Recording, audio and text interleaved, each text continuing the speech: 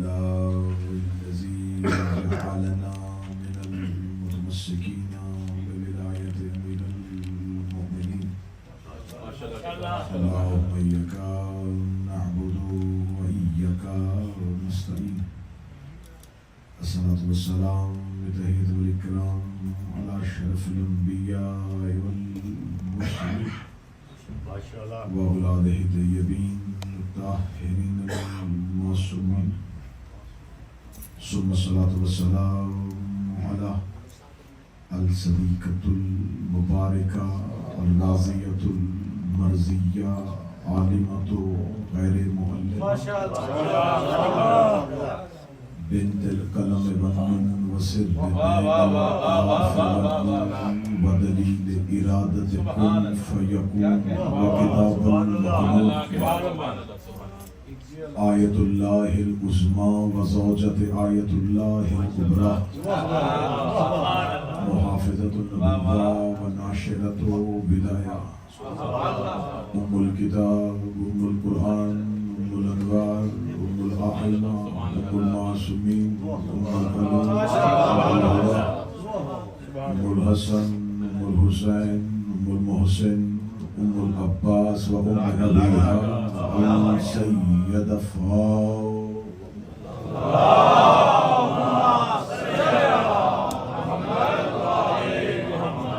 ولعن الله أما بعد فقد قال الحق سبحانه وتعالى في كتابه المجيد وفرقانه الحميد بسم الله الرحمن الرحيم وما خلقت الجن والإنس إلا ليعبدون بلند الصلوات اللهم صل على محمد وآل محمد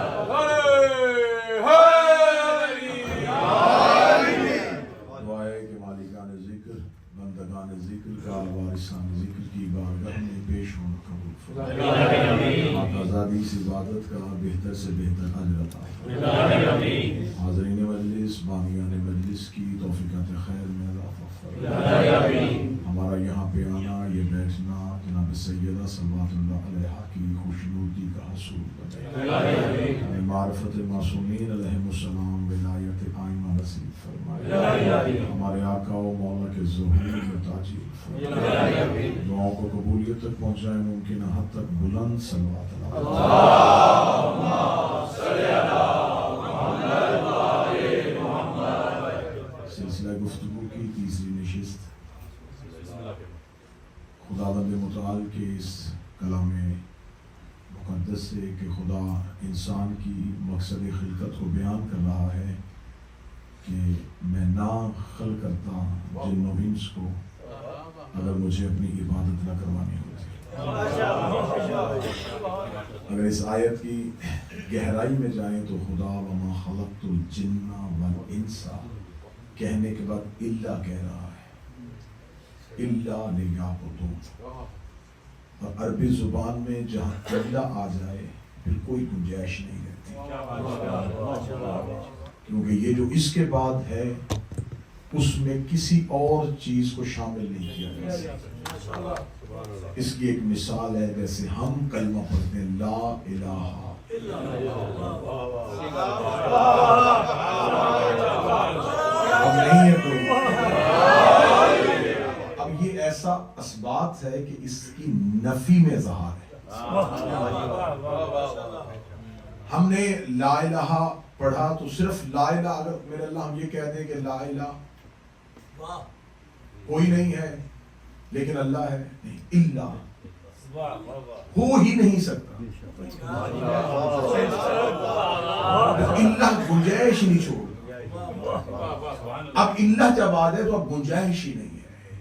اگر خدا کو ہم یہ کہہ دیتے کہ تو اللہ ہے تو یہ بھی اقرار ہے، لیکن اس اقرار کا کوئی فائدہ نہیں جب تک انکار شامل نہ ہو۔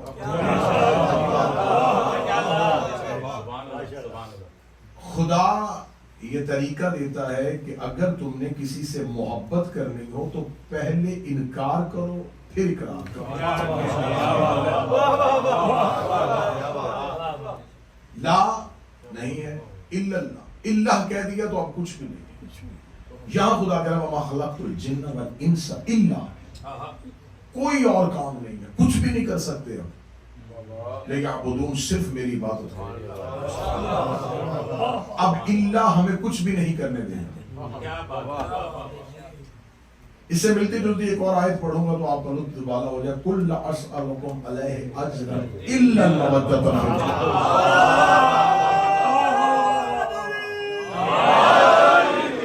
میرا حبیب کہتے ہیں کہ اجر رسالت کی ادائیگی کسی عمل سے نہیں تلے گی، صرف قربا کی بابت۔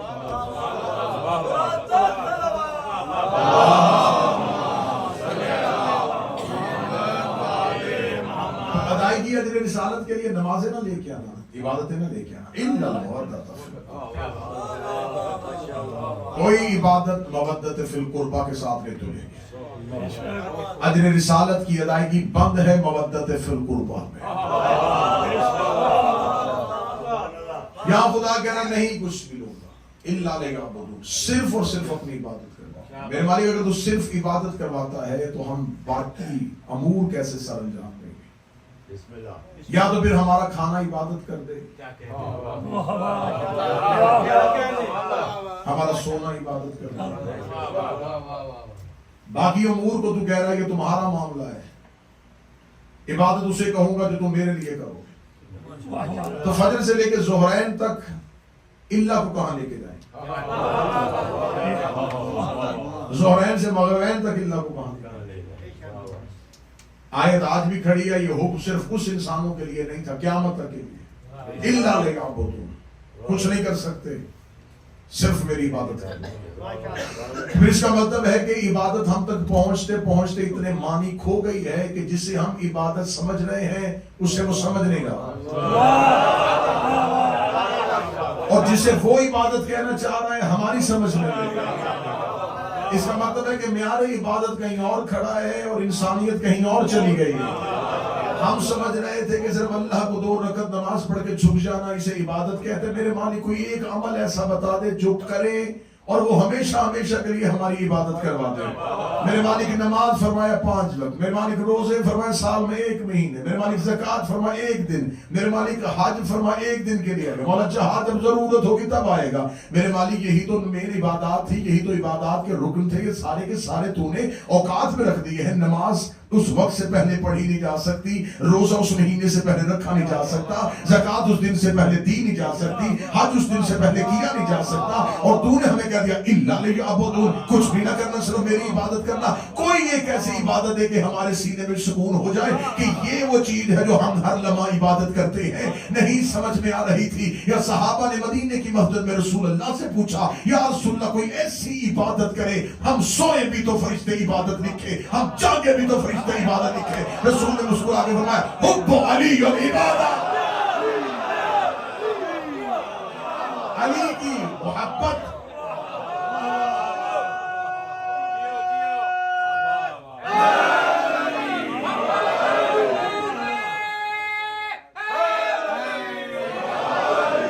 سب سے پہلے رسول اس حدیث کے 3 حصے، المخلوق وجہ علی،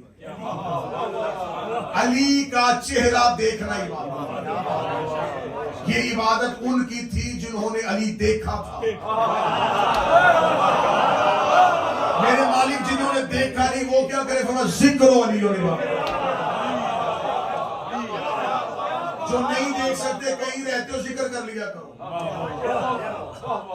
رسول کی نگاہیں قیامت تک گئی، دیکھنے والے بھی چلے جائیں گے۔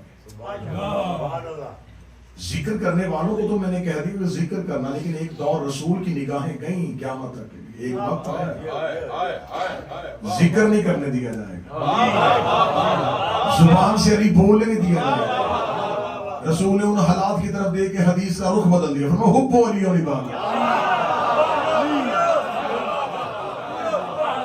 تمہاری زبان کو روک سکتا ہے، تمہارے دل کے اندر تو کوئی نہیں جائے گا۔ حب علی اور عبادت، علی کی محبت عبادت، علی کی محبت عبادت ہے۔ نفس بڑا قیمتی ہے، عطا ہوا تو دل میں۔ علی کی محبت ثواب نہیں عبادت ہے۔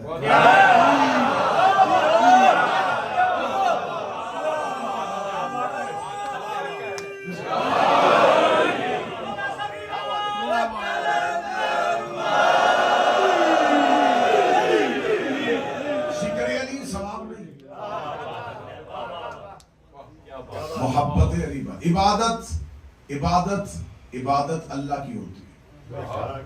اللہ کہتا تم علی سے محبت کرو گے میں لکھواؤں گا کہ تم نے میری عبادت کی.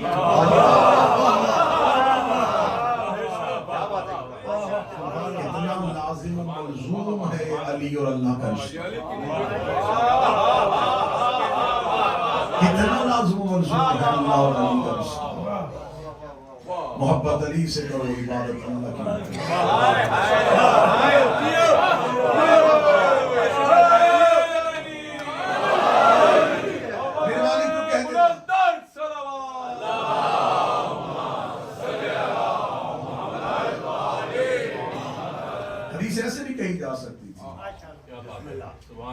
اللہ کا ذکر کرو تاکہ تمہیں علی کی محبت ملے. علی کا ذکر کرو تاکہ اللہ کی عبادت کا ذکر. کیونکہ خدا جانتا تھا کچھ اللہ اللہ کرنے والے ہوں گے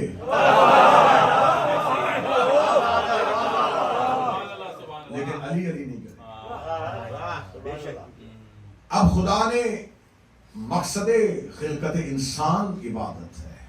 دل میں علی ہو سانسیں تسبیح بن جاتی.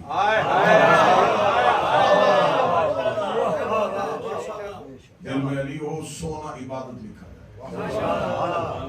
گفتگو ہے سید السامعین. کل گفتگو گئی تھی میرے چوتھے شہنشاہ کے دربار میں خطبے کے اوپر. اس سے پہلے میں اللہ نے جب ہدایت کا نظام بنایا تو خدا نے حضرت آدم سے لے کے حضرت عیسیٰ تک نبی بھیجے. تو خدا نے کسی دور میں امت سے مشورہ نہیں کیا کہ تمہارا نبی کیسا ہونا چاہیے. کسی امت سے نہیں کہا. ہاں نبیوں کو بھی اللہ نے اتنا اختیار نہیں دیا. جناب موسیٰ کی دعا آج بھی قرآن میں موجود ہے. میرے اللہ تو میرے لیے میرا وزیر بنا دے میرے بھائی ہارون کو. رب اجعل لی وزیرا من اہلی ہارون اخی. نام بھی بتا دیا رشتہ بھی بتا دیا کہ بنا دے ہارون کو یہ میرا بھائی ہے. خود بنانے کی ضرورت نہیں کی.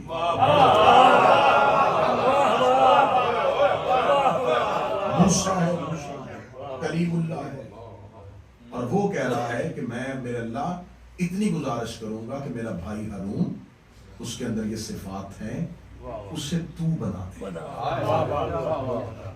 کیونکہ نصاب ہدایت میں خدا نبوت کا مشورہ بھی برداشت نہیں. خدا فیصلہ کرتا ہے کہ ہادی کسے ہونا چاہیے. بالکل ایک نئی آیت پڑھنے لگا ہوں. خدا قرآن میں سورہ مبارکہ الروم ہے آیت کا نمبر 7 ہے. خدا کہتا ظہر الفساد فی البر والبحر کسبت ایدی الناس.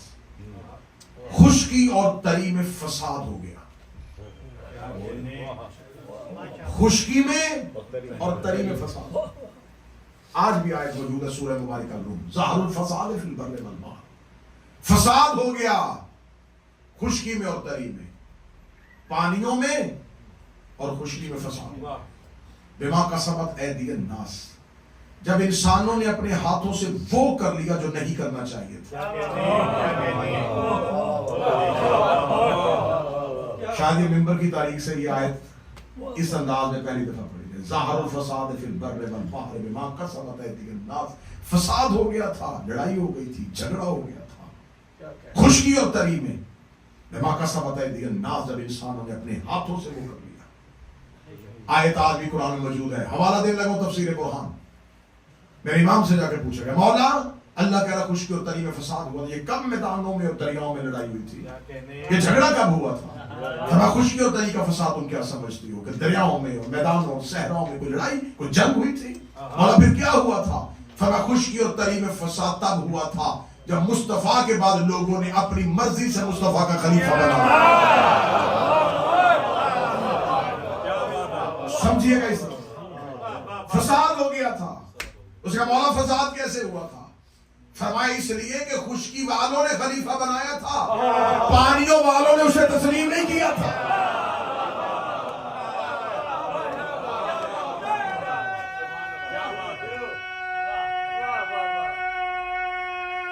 بات وہیں سے شروع ہوگی جہاں سے کل شروع.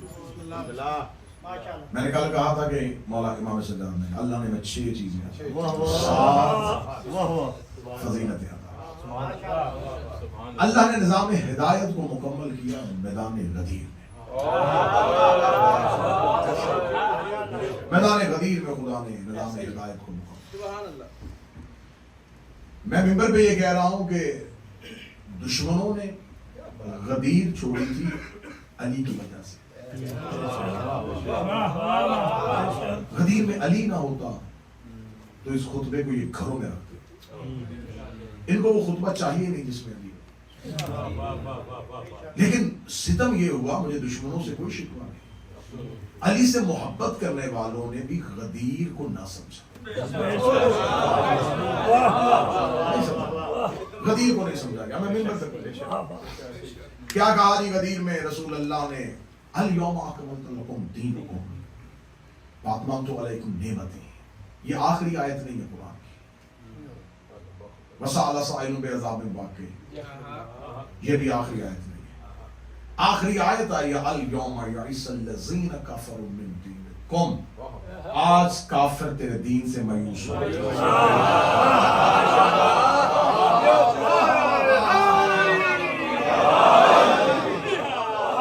آج کافر تیرے دین سے مایوس ہو گئی ہے. قرآن کی یہ آیت ہے.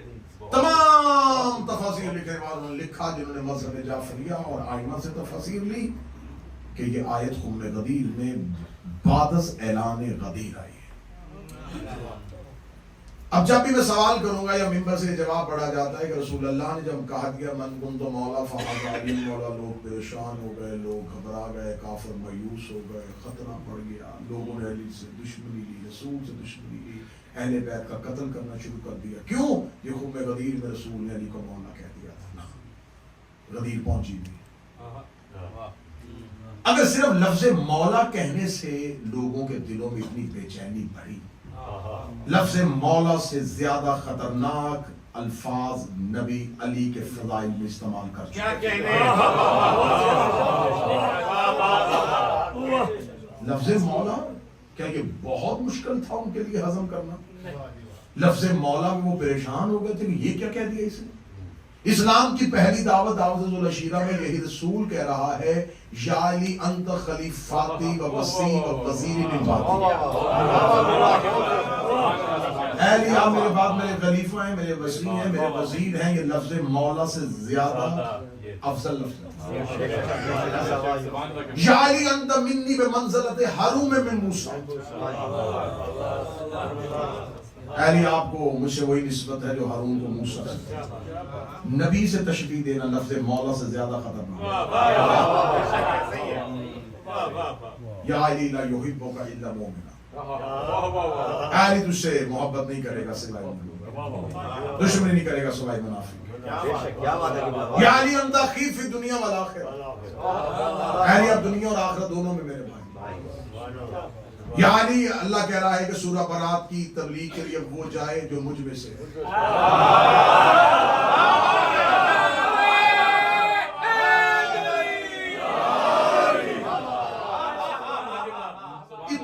اتنی واضح احادیث نبی اپنی زندگی میں 23 سالہ مدنی زندگی میں بار بار کہہ رہے ہیں.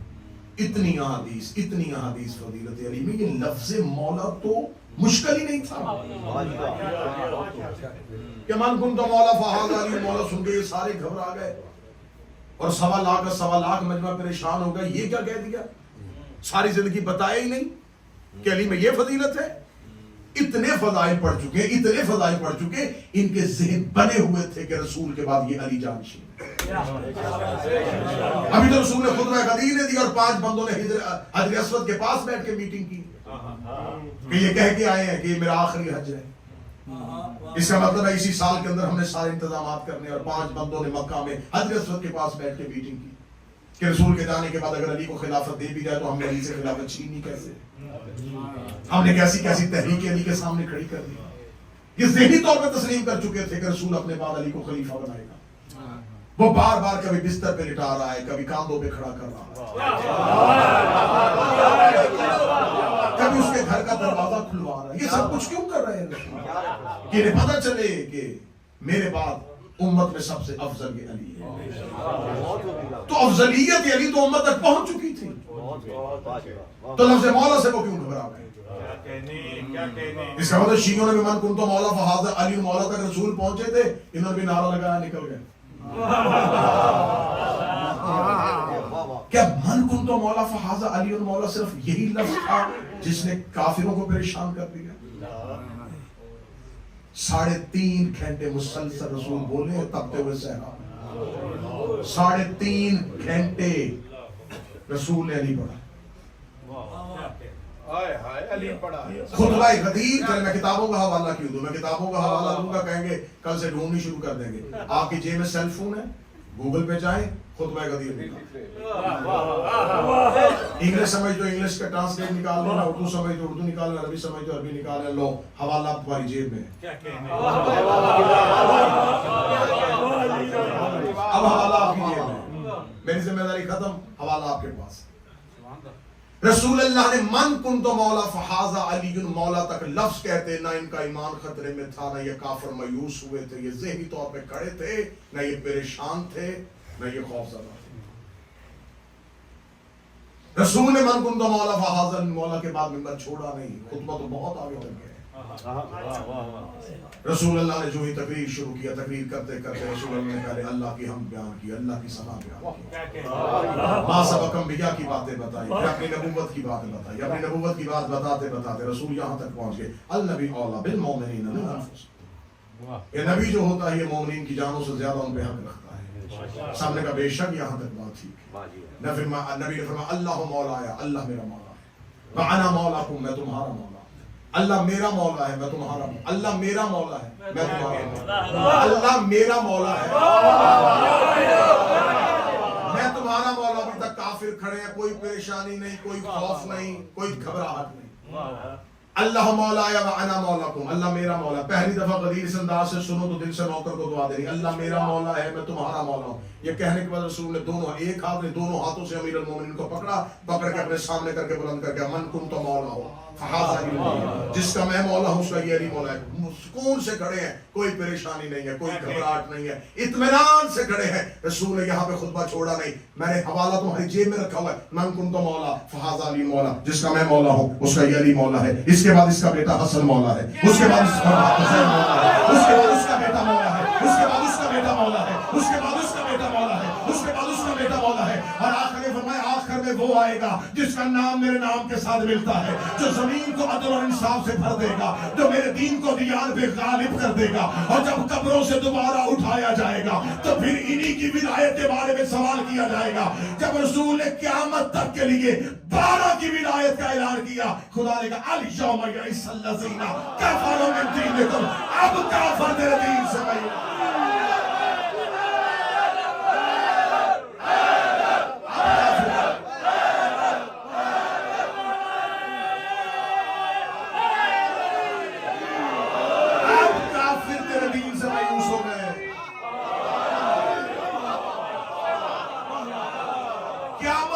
نصاب ہدایت دے دی. آنکھوں سے ایک ایک لفظ چوما ہے میں نے خطبہ غدیر. پہلے 70 جملے اللہ کی حمد, اگلے 20 جملے انبیاء ما سبق کی بات, اگلے 20 جملوں میں رسول نے اپنی رسالت کی بات کی, اس سے اگلے 20 جملوں میں صرف مولا علی کے فضائل, اس سے اگلے 20 جملوں میں علی کے اگلے 10 بیٹوں کی باتیں, اس سے آگے 40 جملوں میں صرف تیرے اور میرے وقت کے امام پہ بات کی.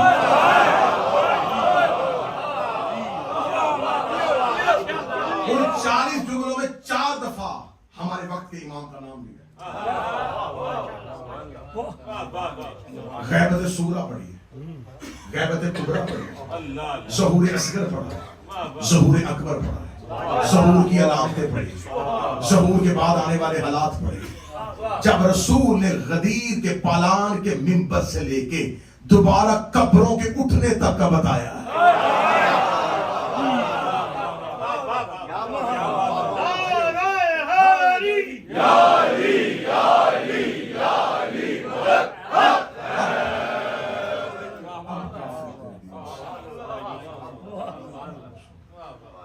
اب یہ گھبرا گئے, اس نے تو قیامت تک کے لیے نظام ہدایت کے بارے میں ادھر جب رسول نے پورا قیامت تک کا نظام بے نقاب کر دیا کہ یہ ہونے والا ہے، تو جب رسول نے اتنی جرت کر کے قیامت تک کے حالات بتا دیے، خدا نے کہا الیوم اکمل کر دیا ہم نے دین، تمام تو علیکم نعمتی، تمام کر دیا رضیت لکم الاسلام دینا۔ آج اللہ اپنے دین سے راضی ہے۔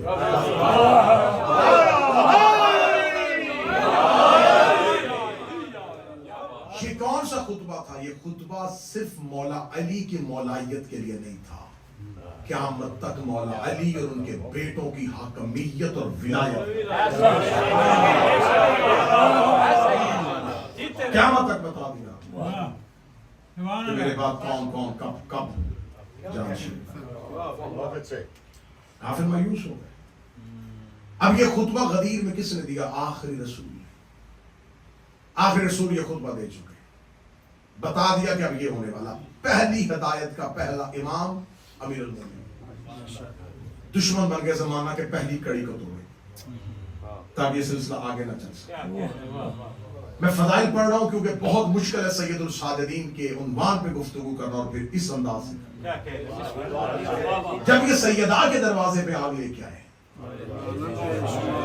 تو یہ قتل علی کے ارادے سے لے کے آئے، ورنہ اتنے لوگوں کو اکٹھے ہو کے آنا، دروازے پہ آ کے لکڑیوں کا جوڑنا لگانا کہ، اور یہ جو لوگ آئے تھے یہ گلیوں سے جمع کیے ہوئے لوگ نہیں تھے، یہ عرب کے 40 قبیلوں میں سے ہر قبیلے کا ایک فرد لیا ہوا تاکہ قتل علی کی ذمہ داری پورے عرب پہ آ جائے۔ سارے عرب نے مل کے کسی ایک قبیلے میں دشمن نہ جائے تاکہ کوئی قبیلہ علی کے قصاص کا مطالبہ نہ کرے۔ بالکل مسلح لشکر چنے ہوئے لوگوں کو لے کے آئے، جو ہی جب مولا امیر المومنین کے گھر میں ان کا آگ لگائیں گے۔ اب یہ قتل علی کے ارادے کے ساتھ گھر کے اندر گئے۔ اب فضائل پڑھ رہا ہوں، جب یہ مولا امیر المومنین کو لے کے باہر آئے تو انہیں خبر ہی نہیں تھی کہ اب کیا ہونے والا ہے، انہیں خبر ہی نہیں تھی کہ اللہ نے اپنے نظام ہدایت کو بچانے کا کیا بندوبست کیا۔ یا پیچھے سے ایک مستور کی آواز ہے، اس کی آواز ہے، اگر تم نے علی کو نہ چھوڑا میں اب بھی بد دعا کر کے آسمان زمین پہ پھینک دوں۔ میں فضائل پڑھ رہا ہوں، کتابیں کہتی ہیں کہ مولا امیر المومنین بازار میں جا چکے تھے، یا سلمان محمدی کہتے ہیں کہ مسجد نبوی کی دیواریں اتنی اٹھ گئی کہ نیچے سے ایک تیز گھوڑا سوار گزر سکتا۔ مکہ کے لوگ کہتے ہیں کہ خانہ کعبہ اور حجر اسود نے اٹھنا شروع کیا۔ یہ معجزہ نہیں اللہ دکھا رہا تھا، یہ اس دور کے لوگ جانتے تھے کہ اللہ جب زمین پر عذاب نازل کرنے لگتا ہے تو اپنی نشانیوں کو اٹھا لیتا ہے۔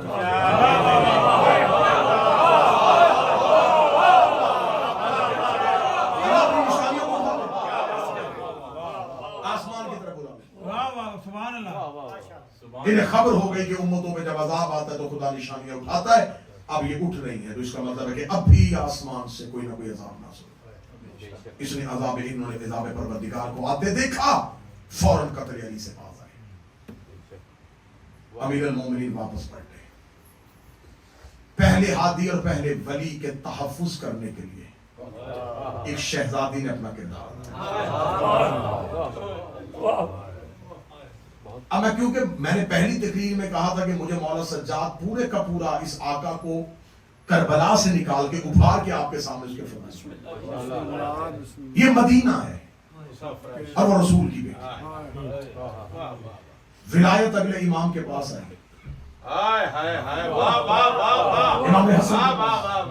امام حسن کے قتل کا منصوبہ بنا یا امام حسین کے پاس امام آتا۔ جب امام حسین علیہ السلام کو شہید کر دیا گیا، اب یہ ارادہ قتل سجاد کے لیے پھر آگ لے کے قیام کی طرف آئے۔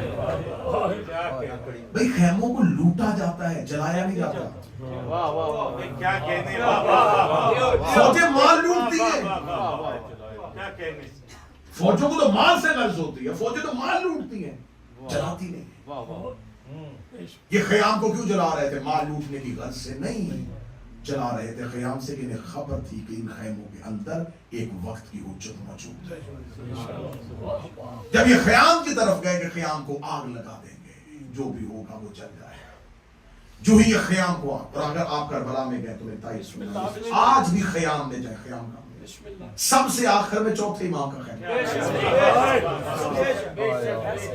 خیام کی ترتیب پھر میں پڑھوں گا تو 5-7 منٹ اس میں گزر جائیں گے کہ کربلا میں خیام حسینی کے لشکر کی ترتیب کیا تھی، کس انداز میں خیام لگے ہوئے تھے۔ مولا سید الساجدین کا خیمہ سب سے آخر میں، وقت کی حجت وہاں پر محفوظ ہے، شہزادیاں خیام کے اندر ہے، ہر بی بی جو ہی خیام کو آگ لگی تو ایک خیمے کا پردہ دوسرے خیمے سے جڑا ہوا، شہزادیاں ایک سے دوسرے، دوسرے سے تیسرے، تیسرے سے چوتھے، اور یوں عالیہ کے خیمے میں پہنچی، اور عالیہ تمام مستورات کو لے کے مولا سجاد کے خیمے میں پہنچی۔ اب مولا سجاد کے خیمے میں جب تمام پہنچ گئی، اب ذہن میں رکھنا غدیر کا مجمع، وہ اس علی کی غدیر تھی۔ خیام میں تمام مستورات پہنچ گئی، اور یہ آخری خیمہ ہے جس کو ابھی آگ نہیں لگی، سامنے قاتل کھڑے کہ بس ایک خیمہ بچ گیا، اسی کے اندر ہی ساری اہل بیت ہے، ابھی اس کو آگ لگے گی، نہ اس کے بعد نہ امامت رہے گی، نہ اللہ کی حجت رہے گی، نہ اللہ کی نشانی رہے گی۔ اب یہ اس خیمے کی طرف آ کے شعلے بھڑک رہے تھے، یا جلتے ہوئے خیمے کے اندر سے ایک مستور نے جیسے رسول نے دونوں ہاتھوں سے علی کو اٹھایا تھا،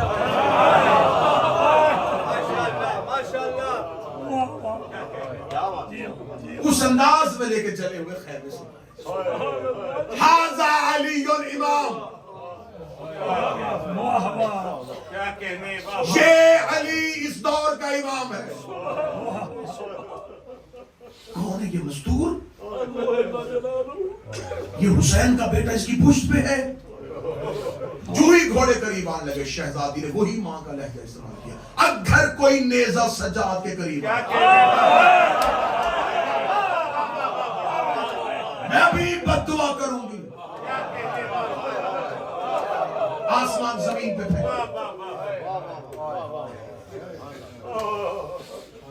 ہاتھ آگے بڑھے تھے یا وہیں پہ ان کے ہاتھ رک گئے، شل ہو گئے یزیدیوں کے ہاتھ۔ میں کربلا پڑھ رہا ہوں، جو قتل حسین کر چکے تھے، قتل سجاد ان کے لیے ہاتھ یوں کھڑے تھے اور ہل نہیں رہے تھے، شل ہوئے ہاتھ۔ بیٹے سے جب باپ سے بیعت مانگی تھی تو بیٹے سے کیوں نہیں لے سکتا؟ مفلوج ہوئے ہاتھ۔ جب یزیدیوں نے دیکھا کہ کربلا میں رنگ ہی بدل گیا ہے، جو صبح سے لے کے اب تک موجہ نہیں دکھا رہے تھے، ہاتھ وہیں کے وہیں شل ہوئے۔ علی کی بیٹی نے سجاد کو یوں کہا،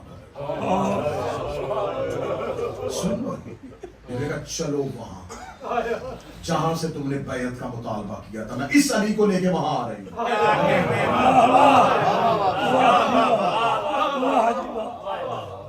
اور شام اب دربار دمشق میں فیصلہ ہوگا کہ امام کون ہے۔ اب دمشق کے دربار میں جا کے فیصلہ کریں گے۔ اب یہاں پہ عالیہ نے جہاں میں نے کل تقریر چھوڑی تھی، مجھے اس تقریر کو پس منظر سے بدلنے کے لیے یہاں تک لے کیا۔ شہزادی نے مولا سجاد سے کہا، تو وقت کا امام ہے، ویسے خطبہ دے جیسے کوفہ میں باپا نے دیا۔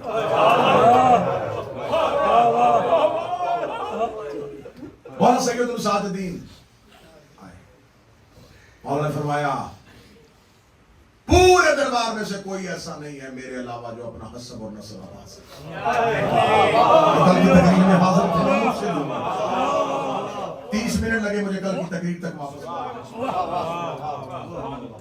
اور فرمایا اللہ نے ہمیں 6 چیزیں 7 فضیلتیں عطا کی۔ کہنے کے بعد مولا فرمایا اللہ نے ہمیں علم دیا ہے، علم ہماری چیز ہے، علم ہماری چیز ہے، یہ جسے تم صرف سمجھتے ہو نا شجاعت، یہ ہمارا کھلونا ہے۔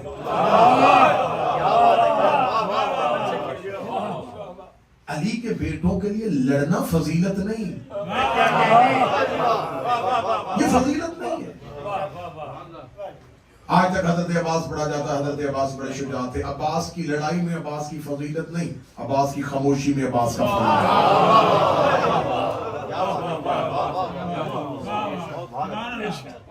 مولا عباس کی شجاعت کا قرآن تو احترام حسین میں جزدان سے باہر آیا ہی نہیں.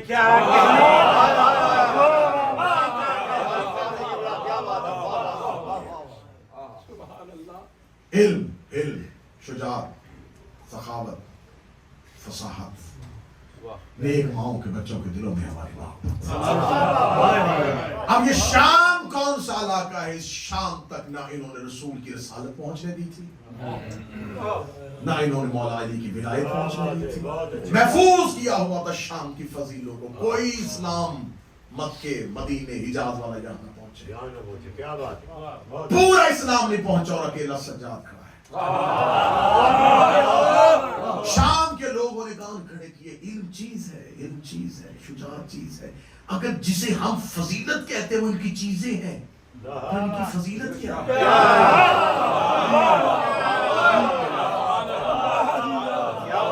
میں ممبر میں مجلس پڑھتے ہوں یہ خطابت ہو میرے لیے ایک چیز ہے.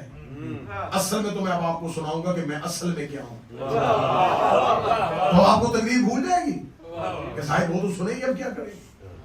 جب مولانا فرمایا یہ چیز ہے تو پورا مجمع متوجہ ہوا. اگر یہ چیز ہے پھر فضائل کیا ہے؟ اب دربار میں سناٹا ہے. ذہن میں رکھنا رسول کی رسالت نہیں پہنچی. قولوا لا الہ الا اللہ یہاں نہیں آیا. میں محمد کون ہوں یہ یہاں تک نہیں پہنچا. انہوں نے اپنی مرضی کا اسلام تراشا ہے. شام والوں کو بتایا کہ ہم وہ مکے والے رسول کے رشتہ دار ہیں، ہم ہی خاندان رسول ہیں، ہم ہی نسل رسول ہیں، ہم ہی وحی والے ہیں. ہمارے گھر میں کتاب آئی تھی. پورے کا پورا ایک فیک نظام، ایک ڈھونگ، ایک جعلی اسلام بنایا. اور جعلی اسلام میں حقیقی اسلام کا نمائندہ کھڑا ہے. اور کھڑا ہو کے مولا فرماتے ساتھ اللہ نے فضائل عطا کہ پہلا فضائل احمد و مختار منا. وہ کیا کہہ رہے جب رسول کے رشتہ دار ہیں ان کے سامنے کھڑا ہو کے مولا سجاد کہتے ہیں ہماری پہلی فضیلت یہ ہے کہ احمد مختار ہم میں سے ہے.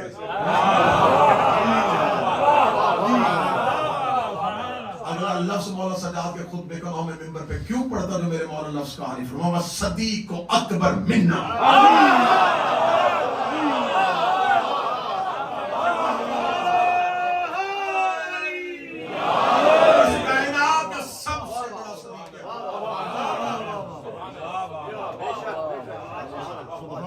اب یہ شام میں کون حکمران ہے؟ امیہ کی نسل. امیہ کا سب سے بڑا نقصان کہاں پہ ہوا ہے؟ بدر احد. اب دیکھ رہا جرأت دیکھو بظاہر ہاتھوں میں رسیاں اور امیہ کے خاندان کے فرد کے سامنے کھڑا ہو کے مولا کہہ رہا پہلا فضائل احمد مختار ہم میں سے ہے، صدیق اکبر ہم میں سے ہے، اسد الرسول حمزہ ہم میں سے ہے.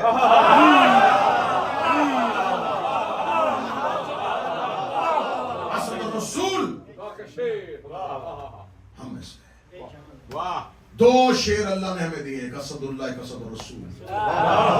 اللہ کا شیر بھی ہم میں سے، رسول کا شیر بھی. جعفر الطیار منا، وہ جو جنت میں پروں کے ساتھ عرش پہ پرواز کر رہا وہ ہم میں سے. وَسَبْتَيْنِ رسول منا، رسول کے دو بیٹے ہم میں سے.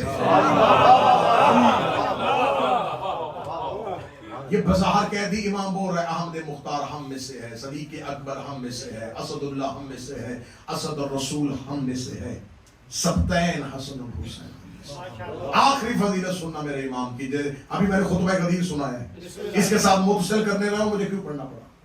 مولا فرماتے ہیں احمد مختار ہم میں سے ہے، صدیق اکبر ہم میں سے ہے، اسد اللہ ہم میں سے ہے، اسد الرسول ہم میں سے ہے، سبتین ہم میں سے. آخری فضیلت انہوں نے مہدی موعود منا،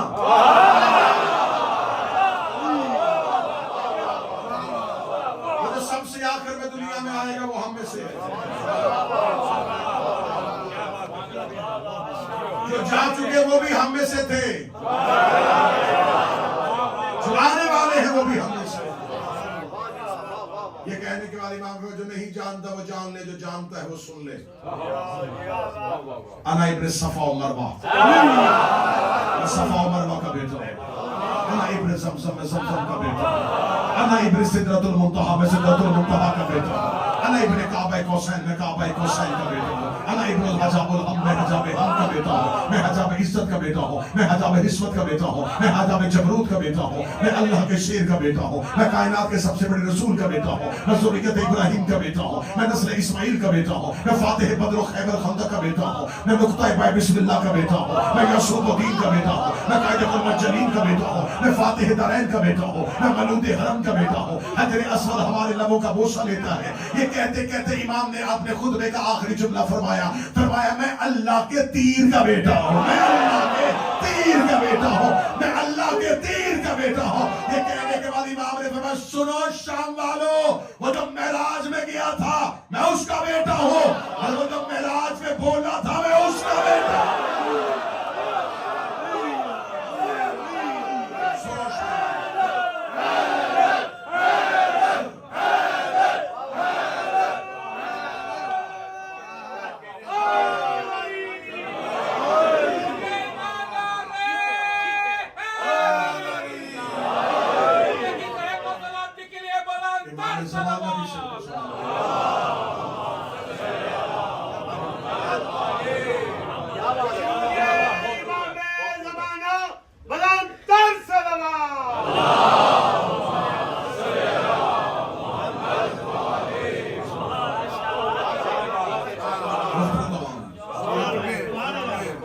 कल से इंशाल्लाह गुफ्तगू मौला के दौर की सियासी तहरीक वाक़या हिरा, कौन कौन से फिरके थे जो मौला इमाम ज़ैनुल आबिदीन के दौर में जन्म लिया, मौला ने इस दौर में कैसे जिंदगी गुजारी। वो जो 35 साल का दौर है उन्हें 2 मदरसों में पूरा करने की कोशिश की। इस अंदाज से मौला ने जिहाद किया, जनाब ज़ैद का खरूज। अब यहाँ पर यहीं से मैं अल्फाज जो मौला सैयदुल साजिदीन वक्त का इमाम, लेकिन इमामत अल्लाह का वो होता है कि शाम गरीबा आलिमा गैर मुअल्लिमा ने मौला सज्जाद से पूछा है कि क्या करना है।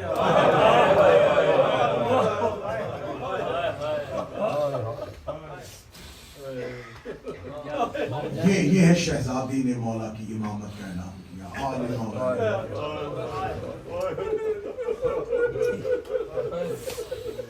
हुक्म है कि मसाइब को थोड़ा तवील कर दे, तो इसलिए मैंने फरमाई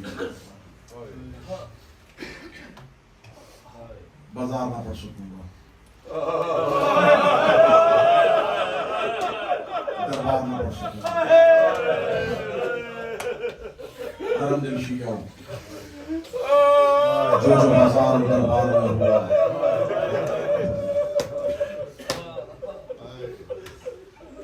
बस इतना कहूंगा, गुजर गई।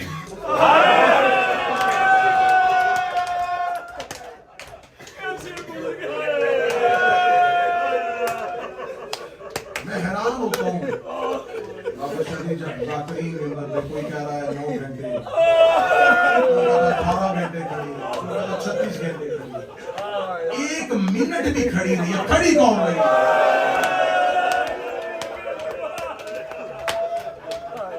मुझे इस बात से अर्ज ही नहीं है कितना खड़ी रही।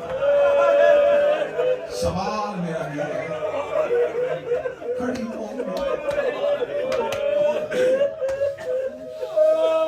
बस एक सदर मातमी इसी को कबूल कर लेंगे, वो खड़ी रही है जिसके एहतराम में अब्बास खड़ा रहता है।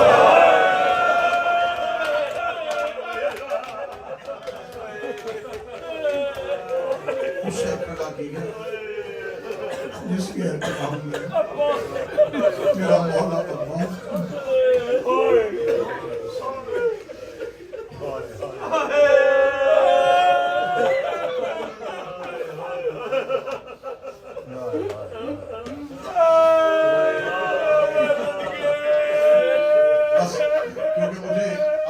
से रह गई है, मुझे इसमें शहजादी फिजा भी पढ़ना है, मौला सज्जाद की मुसीबत भी पढ़नी है। आधी रात को जिंदान के दरवाजे पे इस मौलाओं का सिपाही है, इसने आगे मौला सज्जाद की कड़ियां लाके कहा, कैदी तुझे हाकम बुला रहा। सईदुल साजिदीन ने सजदे से सर उठाया। मैंने पहले कहा था सख्त नहीं पढ़ूंगा, इशारा करता जाऊंगा तुम इशारा समझ लोगे। बुलाया चौथे को था, 5वां भी साथ उठा।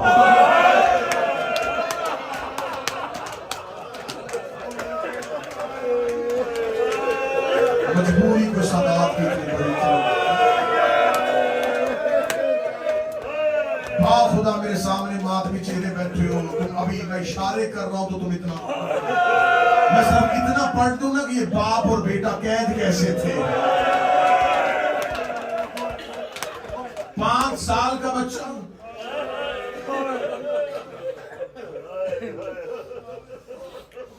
یہ میرا امام اور میرے امام سجاد کی جوانی یہ چوتھے اور 5ویں امام کے قد کا فرق بڑے آرام سے پڑھتے ہیں. ایک رسی میں قید تھے. کیسے قید ہو سکتے کیسے قید تھے. میں غلط پڑھوں گا ممبر پہ مجھے بھی معاف نہ کریں. میں نے کتابوں میں پڑھا ہے جن رسیوں سے سجاد کے ہاتھ بندھے تھے اس سے باقر کی زلفیں باندھی.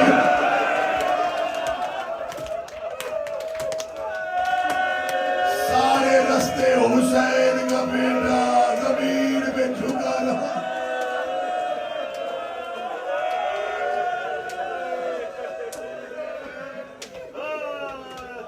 بلایا چوتھے امام کو نہ 5واں مصباح. آدھی رات انہوں باپ اور بیٹا ملاؤن کے دربار میں گئے. یہ کمینہ تخت پہ آگے بیٹھا. دربار اس کا سارا خالی تھا. رات آدھی تھی. اس نے پہلا جملہ کہا یہ دیکھ کہتا علی ابن الحسین میں تجھے آزاد کرنا چاہتا ہوں. 1 سال کے بعد رہائی کی خبر ملی. جب اسے کہا میں تجھے آزاد کرنا چاہتا ہوں مولا سجاد ٹھنڈی یا بھر کے کہتے مجھے بتا میں جاؤں کہاں.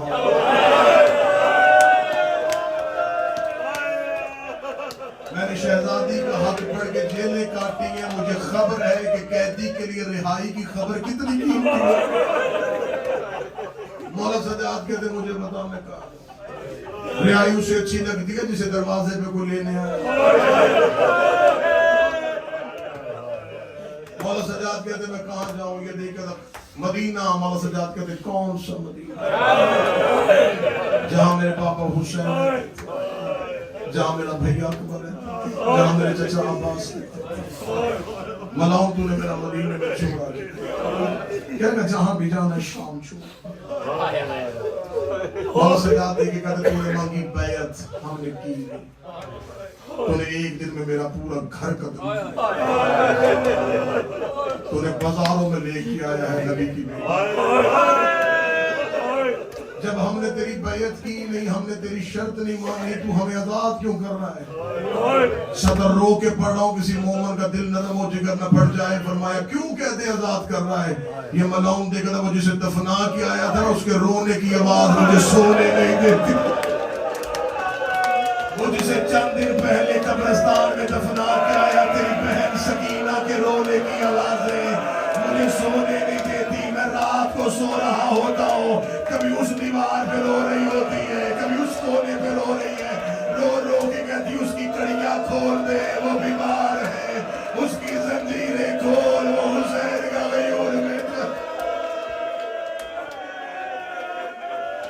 حسین کا بیٹا تیری بہن کی چیخیں مجھے سونے نہیں دیتی. مجھے ڈر ہے میرے اوپر عذاب نہ تو جلدی کام چھوڑ. مولا سید الساجدین نے بہن کی چیخوں کے الفاظ سنے. داڑھی کا حصول سے بیٹے کو ساتھ لے کر زندان میں واپس آ. ریت کے مسلح پہ بیٹھی تھی علی کی نمازی بیٹی. ماں کے پاؤں چوم کے کہتا ماں یزید کہتے آزاد کر رہا ہے. رو کے کہتے اس سے پوچھ شام کی عورتیں تھک گئی ہیں. منت نہیں کروں گا جو تیرے نصیب کا آنسو ہے وہ شام کی عورتیں تھک گئی ہیں. اما وہ کہتا ہے سکینہ کے رونے کی آوازیں سونے لگی. بیوی دیکھا دی نا حسین کا بیٹا میں ایسے نہیں ہوں. میں حسن کی بہن ہوں. میرے بھائی نے اس کے باپ سے شرطیں منوائی تھی. شرائط لکھوا تاکہ مورخ لکھے کہ علی کی بیٹی فاتح ہے. یہ نہ کہہ دے میں نے ہمدردی میں کہہ دے. میں نے اپنی مرضی سے کہتا اسے میں نے شرائط منوائی. اما وہ کون سی شرط منوائی. بی بی نے شرطیں بتائیں. مولا سجاد روتے ہوئے دوبارہ دربار میں گئے. ملعون میری ماں کی شرائط. کہنے لگا بتا کیا شرط ہے؟ فرمایا پہلی شرط شہداء کے سر واپس چاہیے.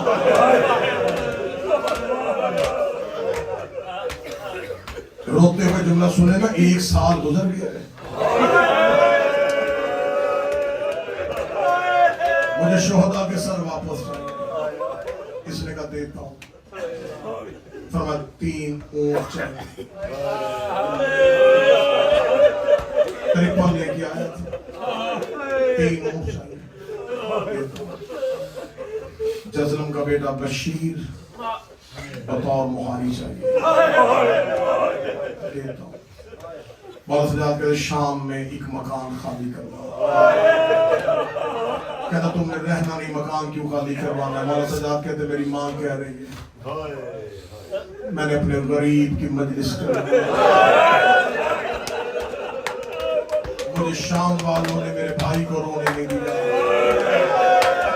شام کی عورتوں کو اکٹھا کر میں بتاؤں میرا حسین باقی میں نواز. اس نے کہا مکان کا بندوبست کرواتا ہوں. یہ شرطیں پڑھنے کے بعد مولا سجاد زمین پہ بیٹھ گئے. میں آہستہ آہستہ شرطیں پڑھ رہا تھا تاکہ تمہارا دل کو تکلیف نہ دیتا ہوں. یہ شرطیں مولا سجاد نے بتائی ہیں بڑی جلدی سے. اس نے مانی ہے بڑی جلدی سے. شہداء کے سر دیتا ہوں, 3 اونٹ دیتا ہوں, بشیر ابن جزلم مہاری دیتا ہوں, شام ایک مکان خالی کروا دیتا ہوں. اگلی شرط سے پہلے مولا سجاد کا ہاتھ جگر پہ آ گیا. یہ دیکھ کے کہتا ہے حسین کا بیٹا کون سی شرط ہے جو تجھ سے بتائی نہیں جا رہی؟ مولا سجاد کی آنکھیں بند کی, داڑھی لہو سے بھر گئی. رو کے کہتے میری ماں کی چادریں مجھے واپس کر, میری بہنوں کی ردائیں مجھے واپس کر, میری پھوپھیوں کے برقعے مجھے واپس کر. یہ ملعون دیکھ کے کہتا 36 ملکوں کی فوج نے لوٹا تھا زینب کا خیمہ, جس کے ہاتھ جو آیا وہ لے کے چلا گیا. مجھے بتا یہ مال لے کے کیا کرے گا؟ تو مجھے بتا میں چادریں نہیں بنوا دیتا ہوں, میں چادریں یمن سے بنوا دیتا ہوں. مولا سجاد کہتے وہی ردا مجھے واپس کر جو شام غریبہ نیزے سے لوٹی تھی. کہنے لگا وہ چادر لے کے کیا کرے گا؟ رو کے کہتا میں یہاں سے واپس کربلا جاؤں گا, سیدھا عباس کی قبر پہ جاؤں گا. عباس کی قبر پہ جا کے کہوں گا اٹھ چچا غازی دیکھ میں چادر واپس لے آ.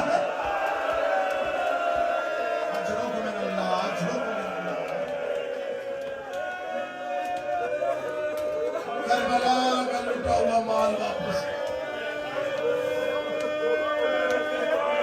نہیں برداشت کر سکتا. بس 3 اونٹ لے کے آخری 2 یا 3 منٹ 3 اونٹ لے کے مولا حسین کا یہ غیرت مند بیٹا زندان کے دروازے پہ.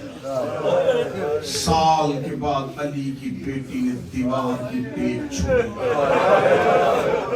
میں مخدرات کے مسائل پڑھنے میں بڑا کنٹرول کرتا ہوں. میں اشارہ دوں گا میری تمثیل سمجھ لینا, میں مجھے بات نہ کھولنے کی ضرورت. 1 سال کے بعد دیوار کی ٹیپ چھوڑی, جہاں سے گزرتی گئی زندان لہو میں بھرتا گیا.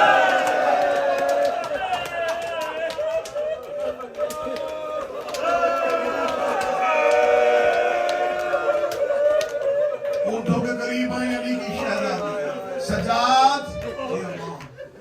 ہم کہاں جا رہے ہیں؟ اما ہم شام سے جا رہے ہیں. صدر سننا, میرے پردے میں مائیں پہلے بیٹی ہیں, ان کے رونے کی صدر. ہم شام سے جا رہے ہیں. بے رو کہتی نہیں سجاد, اللہ بیٹی کے نصیب اچھے کرے. میں ممبر پہ مصعب پہ دعا کر رہا ہوں, اللہ بیٹی کے نصیب اچھے کرے. رو کے بھی دیکھ کر سجاد کوئی بیٹا پردیس میں چھوڑ کے نہیں جاتا, میں بیٹی پردیس میں میں کوئی اپنے بیٹے کی قبر سے نہیں جاتا, میں بیٹی کی قبر سے جا رہی ہوں. سجاد مجھے سکینہ کی قبر پہ لے جا, میں ایک بار اپنی سکینہ سے ملوں. مولا سجاد 3 اونٹ لے کے قبرستان مسافرہ میں آیا. ایک چھوٹی سی قبر پہ سجاد کی نظر پڑی.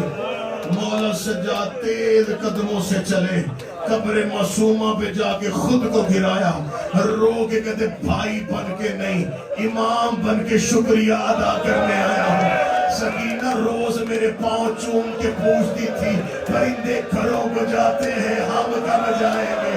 اٹھ سکینہ دیکھ میری رسیاں کھل گئی ہیں، اٹھ سکینہ دیکھ میری زنجیریں کھل گئی ہیں، آ میرا بیٹا میں تجھے مدینے لے جاؤں۔ سکینہ روز میرے زانوں پہ سر رکھ کے پوچھتی تھی سجاد تیری کڑیاں کب کھلے گی؟ دیکھ تیرا بھائی آزاد ہو گیا ہے، سکینہ میں آ تجھے لے جاؤں۔ بہن کی قبر پہ امام گر گئے، شہزادی عالیہ کی آواز آئی رقیہ اٹھا لے سجاد کو، کئی بہن کی قبر پہ بھائی مر نہ جائے۔ غازی کی بہن نے سجاد کو اٹھایا، بی بی کلثوم نے بی بی رقیہ کو اٹھایا۔ آخری سطر ہے جس نے گھر تک اور پوری رات رونا ہے۔ سب سے آخر میں آئی علموں والے عباس کی زوجہ فضل کی ماں، رو کے کہتی سید زادیو میں تمہارے نوکر کا حرم ہوں، میں نے مدینے سے لے کے اب تک تم سے کوئی مطالبہ نہیں کیا، پہلی بار منت کر رہی ہو، ایک بار سکینہ کی قبر سے جاؤ، مجھے تنہائی میں سکینہ سے بات کرنی ہے۔ علی کی بیٹیوں نے قبر سے چلنا شروع کیا، شام کی دھرتی پہ زلزلہ آیا، زینب عالیہ نے مڑ کے دیکھا، عباس کی زوجہ نے برقعے کے نیچے سے مولا عباس کا کٹا ہوا سر نکالا، سکینہ کی قبر پہ رکھا، ہاتھ باندھ کے کھڑی ہو گئی، رو کے کہتی بی بی نوکر معافی مانگنے آیا ہے، پانی لینے گیا تھا، تیرا اصغر پیاسا مارا گیا۔ قبر سکینہ ہل گئی، آواز آئی اماں سر اٹھا، میں راضی، میرا کربلا کا غریب راضی، میری مدینے والی